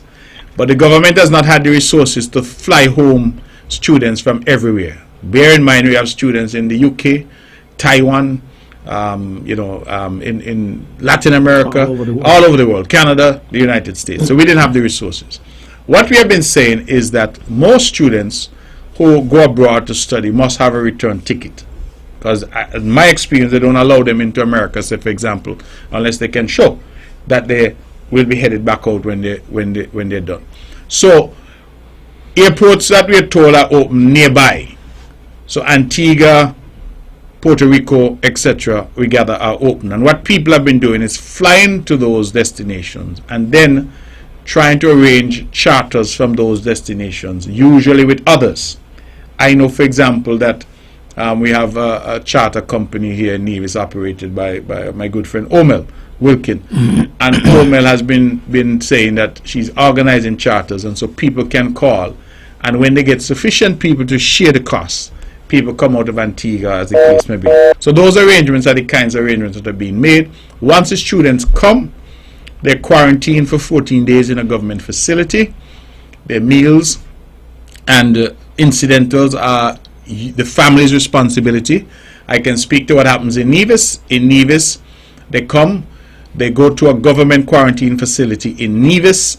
Their meals are their food for cooking and whatever they need is dropped off at the EOC, and the EOC officials take the provisions to them at the quarantine site. They are kept in quarantine for 14 days. They're tested after, and after that test, if that test is negative, they're free to go home. That was the process for the Jamaicans, those students who came out of Jamaica, the process for those who came out of Cuba. So that is the position. What we have also done, caller, is that for students who are still overseas, we have provided some assistance. And I know the NIA, the Nevis Island government, has so far provided $1,000 per month to some 43 students who are overseas. What we have said is if they come home, well, that stops. But if they're overseas, we've tried to cushion the blow. And in difficult times with government revenue being non-existent, you could understand that we're really digging deep to try and find some help for those students overseas. And so that has been the position thus far. So if your daughter is out there, she wants to come home, my suggestion is that she tries to get to Antigua or Puerto Rico and then tries to arrange with other students, and together they could share the cost of getting a charter from those jurisdictions. Other than that, she can wait, because I believe that the discussions on the reopening are now pretty advanced, and so she can wait for another few weeks and see what happens in terms of the reopening of the borders. Let's go back to the phones. It's 20 past the hour. Good evening, you're on the mark. Hello, good evening. Good evening to you. Good evening. I wanted to congratulate you three on winning your election. I felt a certain amount of pride when I see you guys, on television being sworn in. And what I felt was that these are three solid people coming to join with their colleagues in St. Kitts to make a difference. I'm always impressed. I have to single out Matt Brantley. I'm always impressed with how he presents himself. I listened to some of the speeches that he's made in the past, and I listened to, like, the Mother's Day. Just very simple, but it was so profound and touching, and it shows me that Mark looks at everything and everyone and tries to touch everyone. There's a concern about the tickets. If a student had a ticket, then it wouldn't be good if there are no airports open. So say, for instance, a ticket is scheduled for tomorrow, but the airports are not open, the ticket cannot be good. But and I like what the NIA has been doing, but I think with the returning students, there was a little issue there in that I think the Foreign Affairs was supposed to help, and I see, and then I guess education too, but switching ministers for education, I think some issues to develop there, so there's probably wasn't any follow through, in just seeing some of the needs, especially in the Caribbean area. But I think overall, I see students are coming home, bit by bit, so somebody is looking out, and I'm grateful for that too. For the Minister of Agriculture, I am glad that extra funds have been provided. I do believe that you come with special expertise to make a difference. In the Federation, you're already doing it in Nevis. I believe you'll make a big difference in St. Kitts as well. What a team unity is. When I look at you guys, well educated, math, you're an Oxford scholar, and I even look at Lindsey Graham from Harvard.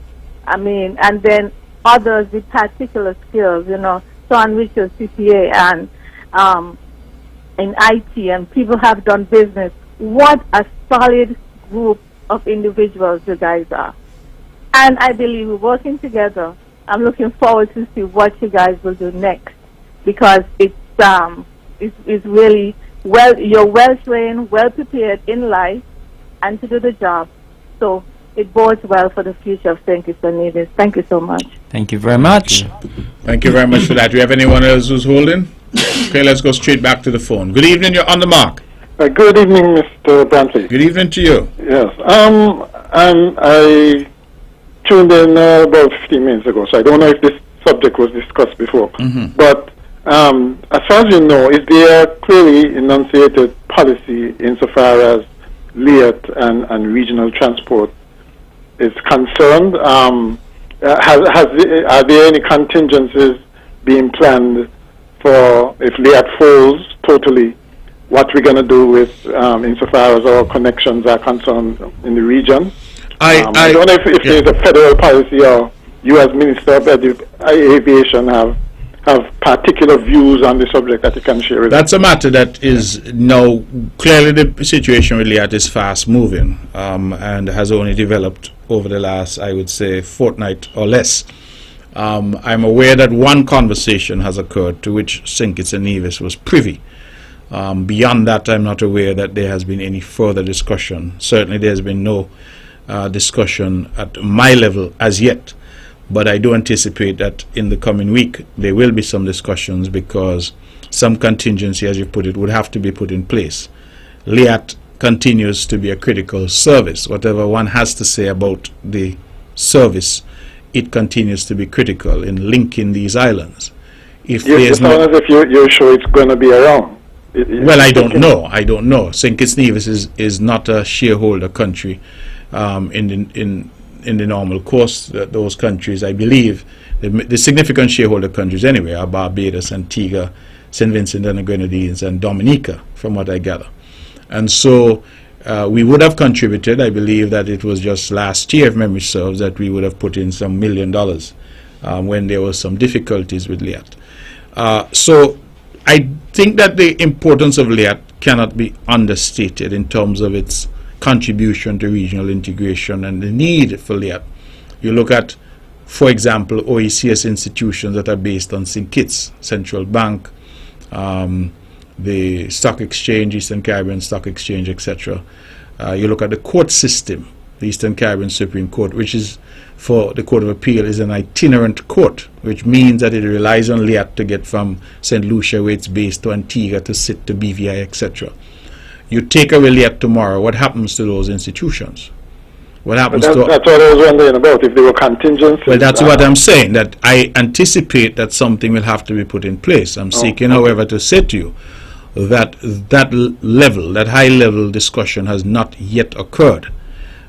We have only been privy to one conversation that I'm aware, with the stakeholders in LIAT, that is at the regional level, because they themselves do not at this point appear to be sure as to what's happening. Clearly, Prime Minister Brown is of a certain view, and it appears that the other shareholders, in terms of Prime Minister Gonzalez and Prime Minister Motley, seem to have a different view. And so what is your personal view? What would you like to see happen?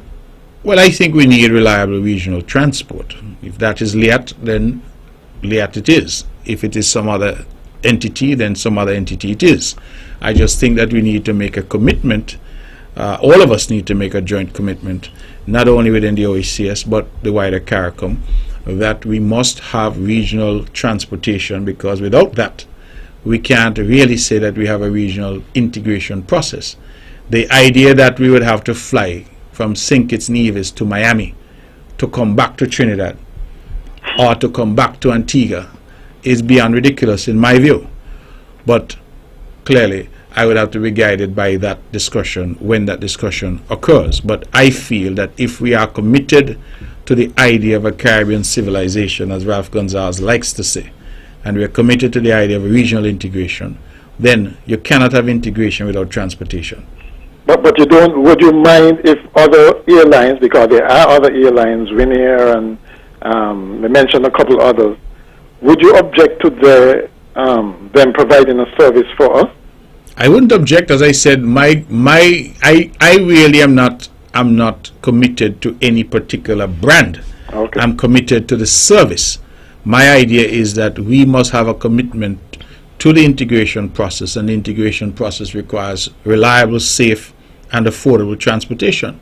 Whether that is LIAT or CAL or Winair or who, the bottom line is that we have to have it. And if LIAT is allowed to collapse without any contingency, to use your word, being put in place, it really would be a blow to our regional integration process, particularly in the sub-region of the OECS that LIAT serves and has served for so long. All right. Okay. All right. Thank you for that. Okay. We have anybody else holding? The calls are coming in fast and furious. Good evening. You're on the mark. Good evening, gentlemen. Good evening. First, I want to congratulate you all on your victories in the last federal election. Thank you. And I want to say that I have only high expectations of this administration. Mm-hmm. And also, I want to thank Alexis and his department for seeds for my backyard garden. Thank you very much. How's the garden going? I have something I wanted to bring up. Before you bring up something, how's the garden going? It's going well. It's going well. All right, beautiful. I'll send you all some pictures when I get a chance. I thought you said you sent us some food. It's pictures you sent. Not yet. I only just started. And I'll come by and visit. Please. All right. Okay. I think two of the three of you gentlemen are aware, maybe by the text message I sent you. Yes. Of what occurred. I know why you're calling. And I'm very concerned. There's no sign of any activity tonight, but what I am wanting to first understand was what was the reason why all of this activity, the trucking and so on, took place last night? And why was, the community in general along this area weren't aware that it was going to occur? Because if I knew it was going to be, I could have found somewhere else to lodge, maybe with a friend or a family member. But last night, I just waited thinking that by midnight, the noise and the bustling and hustling of trucks going by every minute or so would stop. And it carried on into the wee hours, past 3 o'clock, 4 o'clock. Why was that? Could somebody explain to me, please? Well, I like to say the buck stops with me.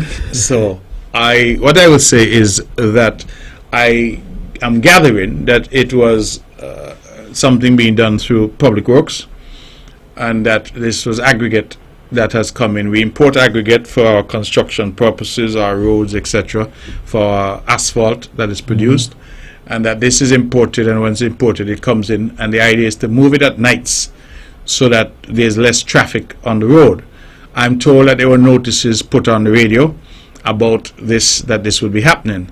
What I've seen, though, the complaints suggest that the truckers perhaps were a little insensitive, because I'm told they were blowing horns and using these Jake breaks or whatever they call it, and things like that, which are very noisy at that hour. And so it appears that the truckers were a little insensitive, but normally we try to move large quantities of material at nights when there's less traffic on the road.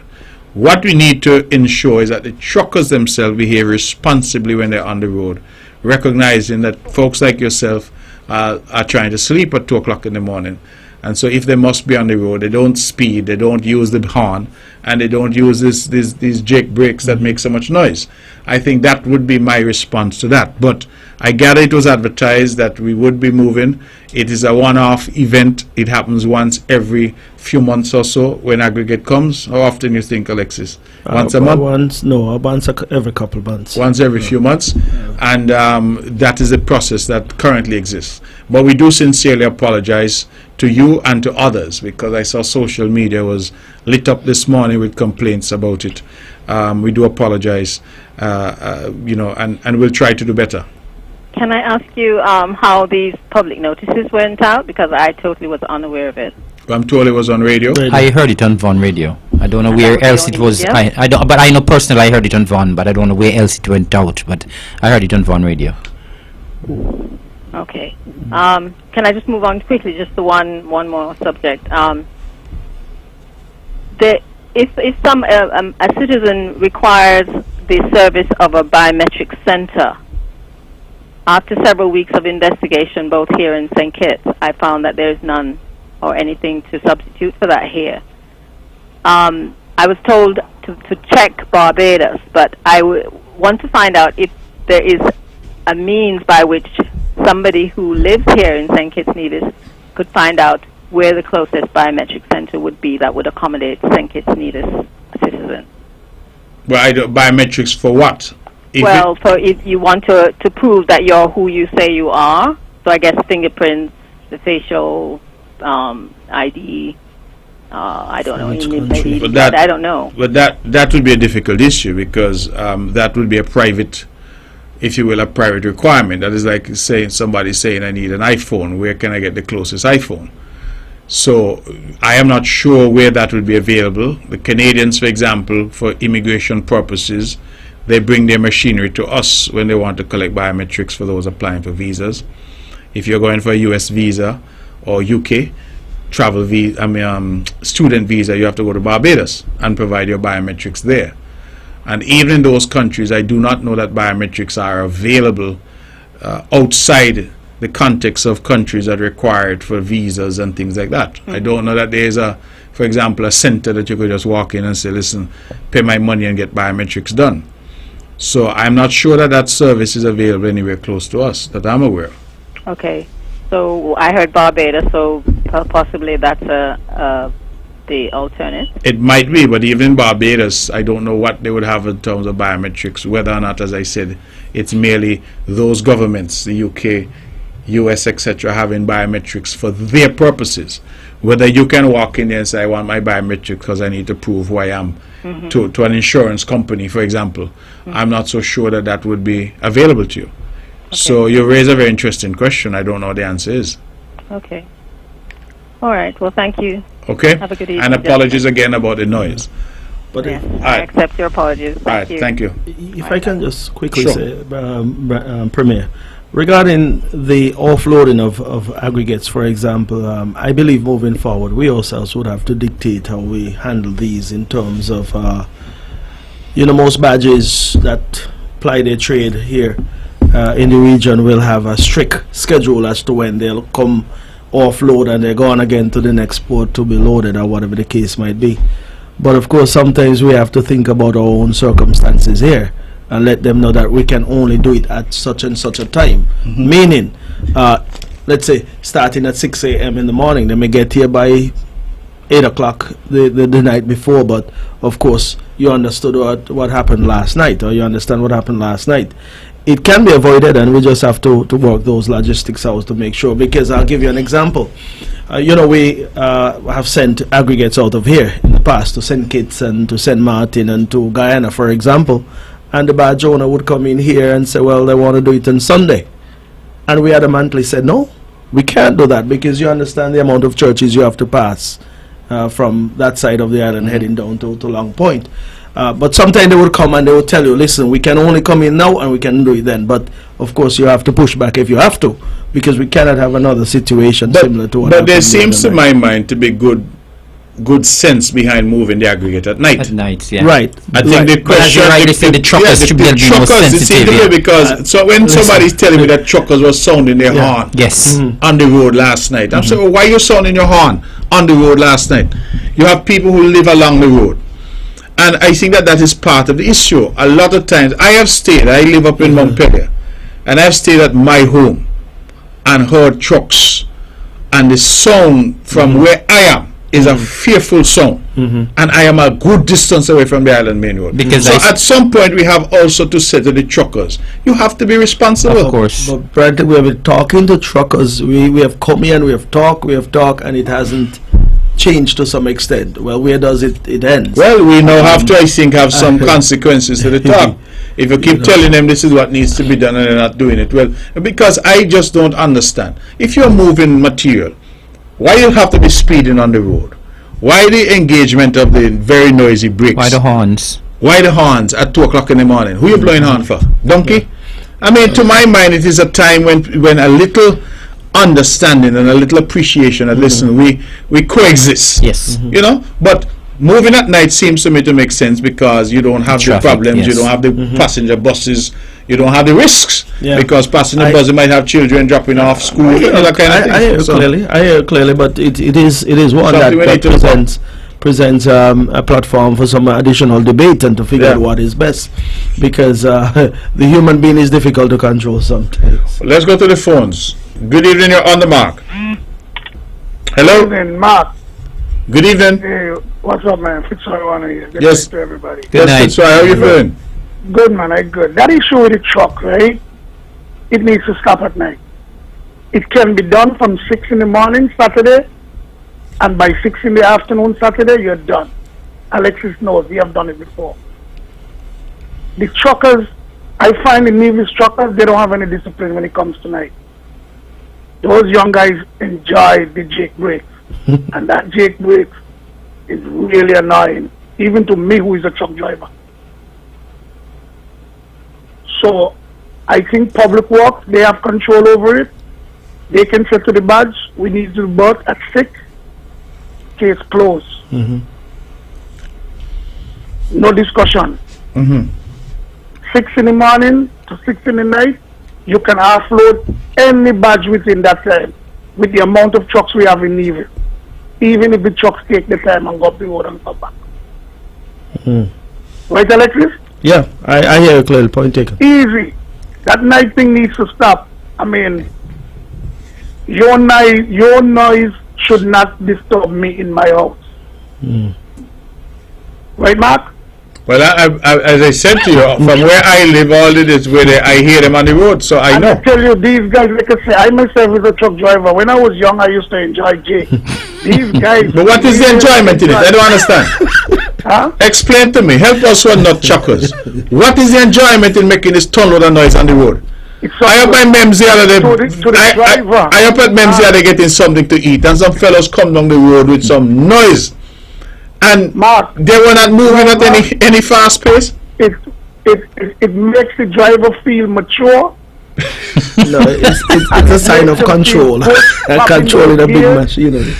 It makes them feel good, popping those gears, and then shutting down the engine with the jake to stop the truck, or to cool down the gear. You see, when you put on the jake, you get the gears shift easier.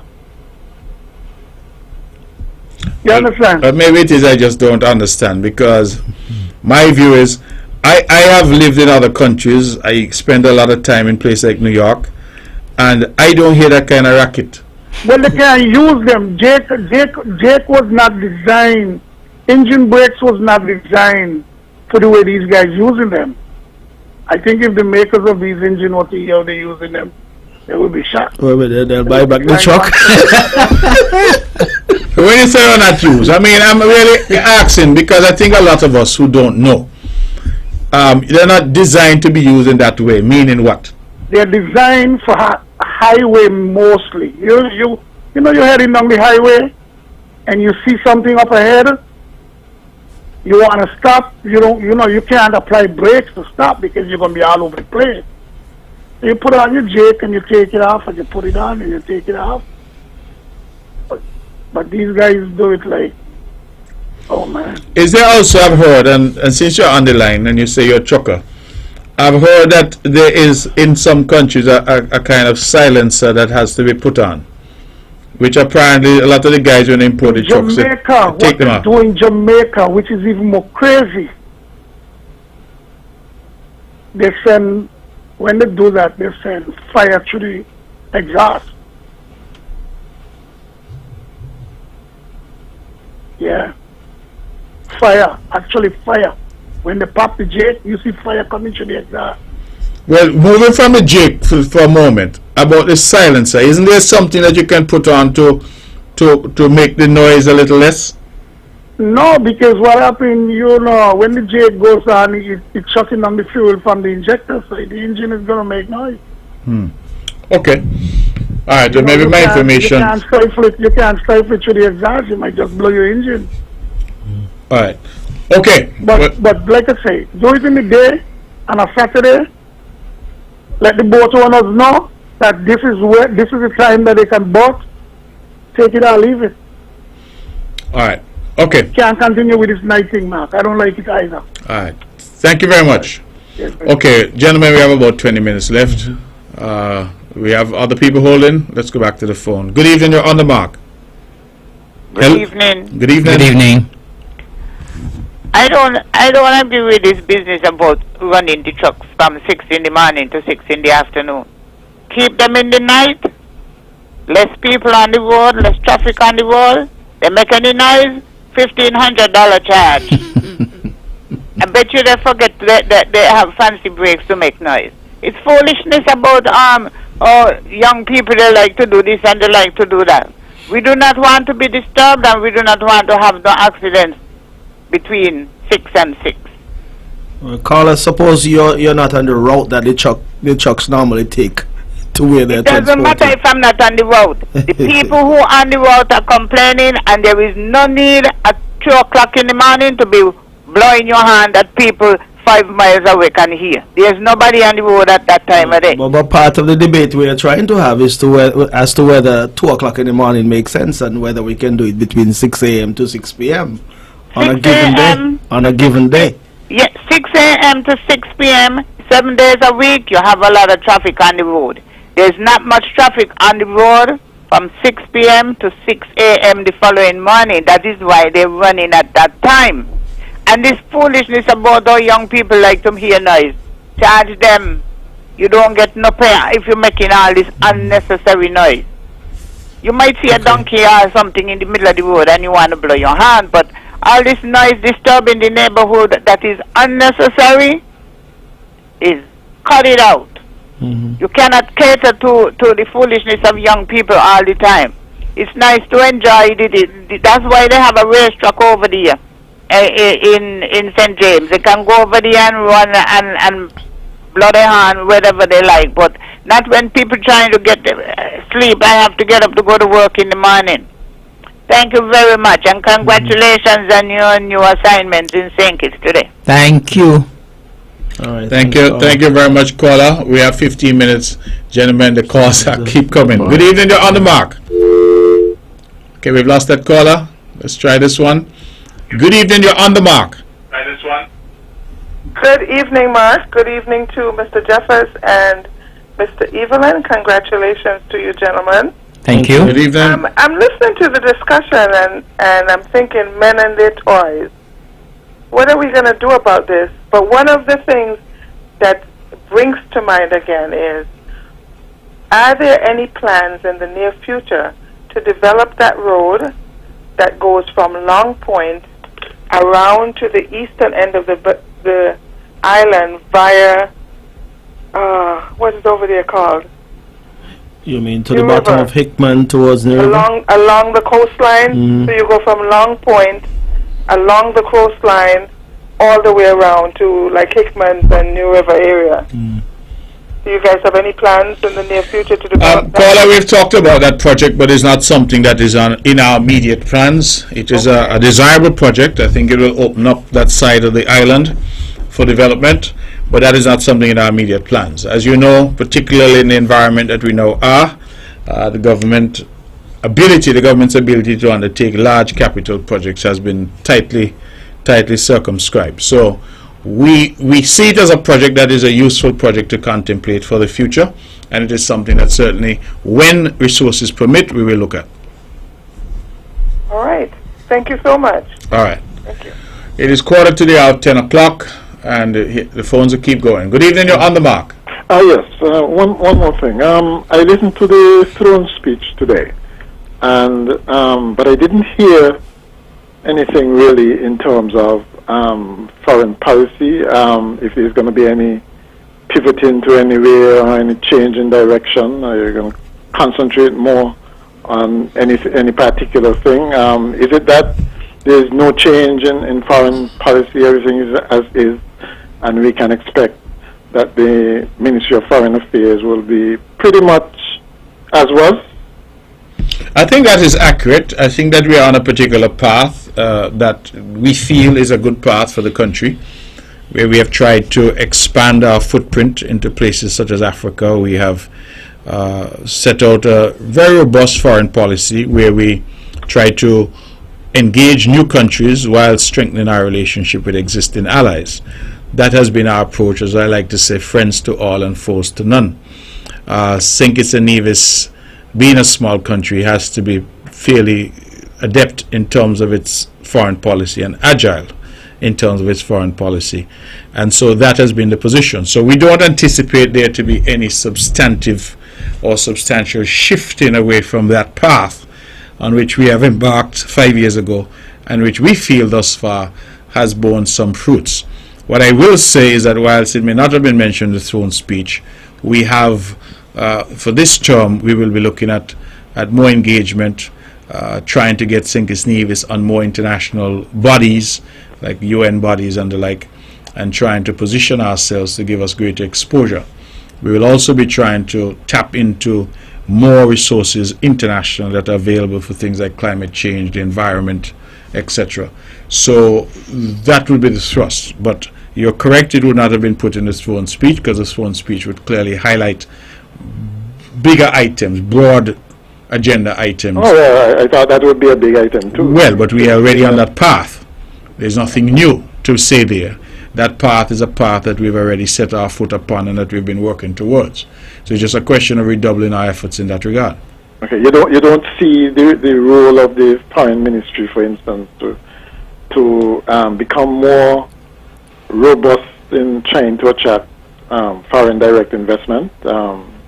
Well, we have agencies that engage with that. That's not the foreign ministry. It is not principally a function of the foreign ministry. We will engage with international organizations to attract aid, to attract concessionary lending. But in terms of foreign direct investment, that falls to other agencies such as SKIPA, the Ministry of Finance, the Citizenship by Investment Unit, etc. None of which fall to the purview of foreign affairs. Okay. All right. Good. 10 minutes to the hour. We have anybody else holding? Okay. Gentlemen, you got to be because you all are here, because, the callers are calling. Good evening. You're on the mark. Yes. Good night, Mr. Brantley. Good night to you. And good night to the other two ministers there. Good night. Good night. I want to congratulate you all for coming down. Thank you. Signing up in Parliament today. Thank you, brother. And what I want to say again, Mr. Brantley, I'm very disappointed. I do not have nothing against Dr. Douglas, but I'm very disappointed of his behavior. Because 2015, he boycotted Parliament. And 2020, he boycotted again. Plus, he had Congress who just won his seat. He didn't show up. And now you had Mr. Hanley who won his seat and he didn't show up. I'd like to know what example are he showing to the young Labour stalwart. Because I thank the young doctor who was put there to be the deputy speaker and also a senator. And she went and she do what she had to do. But I'm very disappointed with the opposition. You all have a pleasant good night until. All right, thank you very much. All right, let's go back to the phones. Okay, gentlemen. All right, I had a couple of housekeeping matters, and I cannot leave here tonight without. I want to say some belated birthday greetings to 3 persons in my constituency. Yesterday, Jacqueline Doe over Tickman's made 50. Jacqueline, you're looking like 25. Belated birthday greetings to you. Will Roy, Puta Webb, you celebrated your birthday yesterday as well. Yes. And Puta is 53. 53, yes. All right. And Philmore Library celebrated his birthday on Monday, so belated birthday greetings to you. I want to extend some special congratulations, Mark. He's someone from your constituency, Kezron Archibald. Oh, yes. Made it to the Patriots team. I'm happy to say that Kezron is actually from my club, Empire Sports Club. Yeah, so claim people. Yes, we can claim him. Empire claims him. I know he's from Brown Hill, but he represents Empire. So congratulations to Kezron Archibald, and we are looking for big things from you, Kezron. We're very, very, very proud of you. And I also want to extend some congratulations as well. We were speaking about the Cuban students, Kentisha Daly from here in Bath Village, one of your constituents as well. She would have done her final exams, and I know her mom is very proud, Jennifer Silcott. So congratulations, and we're going to be hearing her name is Dr. Kentisha Daly very, very soon. Of course. And I want to go into my constituency to extend some congratulations. Kelsey Liebird, she's attending Grand Canyon University in Arizona, and I have been reliably informed by her very proud mom Jennifer that she will be inducted this Friday, the 10th of July, into the Delta MU Delta and Academic Society offered to students in the top 20 of their class, and I have been informed that the university that Kelsey attends has over 20,000 students, and for her to be inducted into this very prestigious thing is deserves commendation. So I have to say congratulations to Kelsey, congratulations to you, Jennifer, and of course congratulations to the entire family. And I also want to extend some congratulations to young Wentworth Smithon, young chef Wentworth Smithon. The Nevis Tourism Authority hosted an event on Saturday. Mark, it went exceptionally well. It was a virtual cook-off competition between 2 young chefs on Nevis. We know we normally have the Mango Festival every year, and they were not able to have that big event that they normally have at Wally, so they had a scaled-down event there at Cleveland Gardens, and it was a fantastic event. I understand there were a lot of viewers. So we had the cook-off competition between Erica Stapleton and Wentworth Smithon Jr. It went exceptionally well. In the end, Wentworth won by 4 points. So I want to congratulate him, and of course his mommy who was there with him all the way, Julie, and of course Erica was assisted by Joel. I think it was a fantastic event. I want to congratulate the Nevis Tourism Authority, the CEO JD Miad, and her entire team. They worked exceptionally well, and I must commend them very highly for a fantastic event. Yeah, the excitement in there. I want to get some of the food. That's where I didn't get any. But I also want to say happy birthday, happy 50th birthday to my cousin, Jackie. Jackie is my first cousin, you know. Well, I join you, Minister Evelyn, in all the commendations that you've given. I think that it's good that we recognize people. Young Kezi is somebody I'm hopeful will be making it to the West Indies team. And I'm hearing that there's some more good news to come from the Patriots, but I'm not at liberty yet to say anything. So I'm hopeful that we will have some more good news in time to come from that. But certainly commendations and congratulations to all who are celebrating, all who have done well. The virtual Mango Fest, they pulled it off, the Nevis Tourism Authority, for all the chefs, etc. I think they did a wonderful job. And I saw you there hosting. And so I thank you as well for your presence, which added tremendous value to the event. Let's go back to the phones. Good evening, you're on the mark. Good evening, you're on the mark. Good evening again, Mr. Brantley. Yes. Hello. Yes, good evening. Have you or have the government selected anybody to be the new ambassador to the United Nations? That's one question to Evelyn. What plans do you have for cooperatives? Because I am very much interested in cooperatives. I attended the Kuru Cooperative College in Guyana. Yes. And I would suggest that you should try and get more people going there, because we do need cooperatives. I heard some farmers on the radio the other day, and they were lamenting people's unwillingness. But I said if you had some people trained, you might be able to come back and encourage, induce other persons to join cooperatives. So maybe you could tell me what plans, if any, that you have for cooperatives. And Mr. Brantley, who is our new ambassador to the United Nations. Okay, thank you very much. When the ambassador to the United Nations is announced, then I think the public will know. I'm not at liberty to engage with that as yet because I think that matter is still under consideration. Minister Evelyn? Yes, with respect to cooperatives, thank you very much for that question. I must say that I would always have big plans for my ministries. I will, of course, be meeting with the Department of Cooperatives in St. Kitts. I think there's a lot of potential, there's a lot of scope. I myself would have attended the agro strip there in St. Kitts. I would have had some discussions with some of the persons in cooperatives there, and I totally agree with you. There needs to be a lot more cooperatives. I did challenge the persons that I met there that they need now to sell the idea of cooperatives. I would want definitely during my tenure during the next 5 years, I want the cooperative movement to be strengthened. I would love to see a lot more fishermen, a lot more farmers, a lot more beekeepers becoming involved in cooperatives, and I'm going to work very closely with the cooperatives department there. We want the cooperative movement re-energized, and I will be doing my utmost. As I said, I'll be working very closely with the persons there. I know the director of cooperatives very well, and the staff there seems very willing to work with me. And so by the time, by the end of this 5-year tenure, I am expecting that the cooperative movement will be strengthened dramatically, and we will have a lot more, not just cooperatives, but effective cooperatives on the island. Thank you very much. We have 4 minutes to go. Gentlemen. Well, I know we didn't touch on agriculture at any point in time while we were here, but I believe agriculture needs a whole 2 hours to talk about that. But I want to say this, Premier Brantley, and to the entire Federation of St. Kitts and Nevis. Of course, I'm the new Minister of Agriculture for the Federation of St. Kitts and Nevis. I believe there is much that is expected of me and the Ministry of Agriculture, and by extension the Department of Agriculture, over the next 5 years. I certainly think that there are tremendous potential, yes, in agriculture.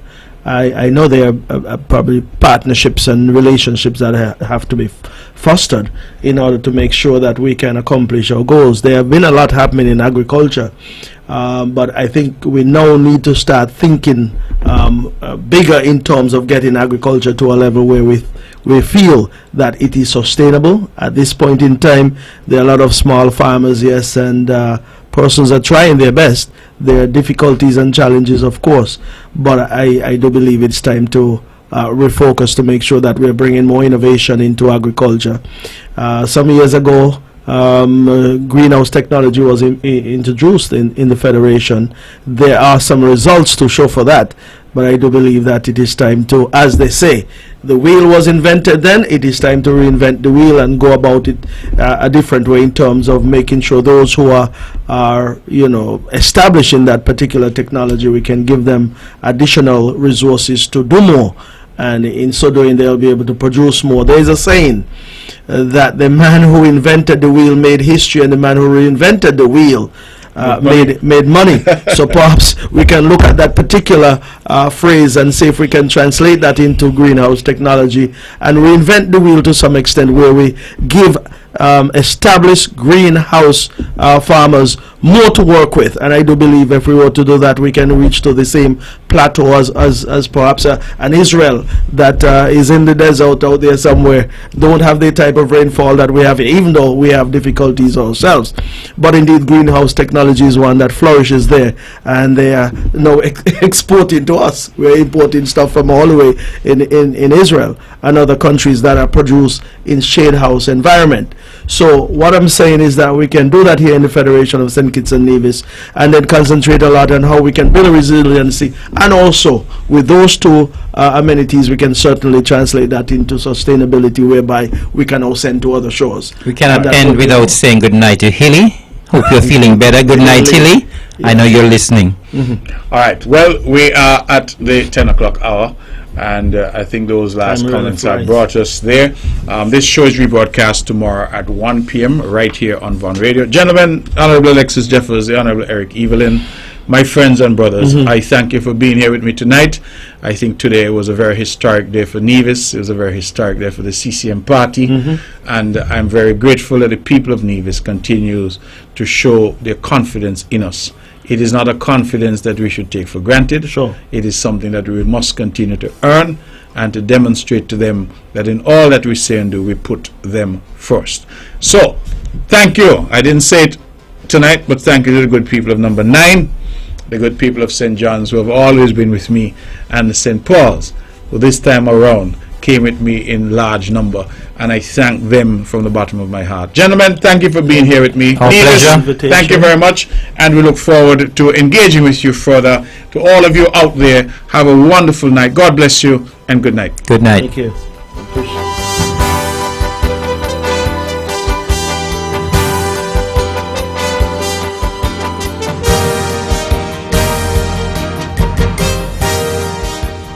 The views and opinions expressed on the preceding program were solely those of the participants and do not necessarily reflect the views of the Nevis Broadcasting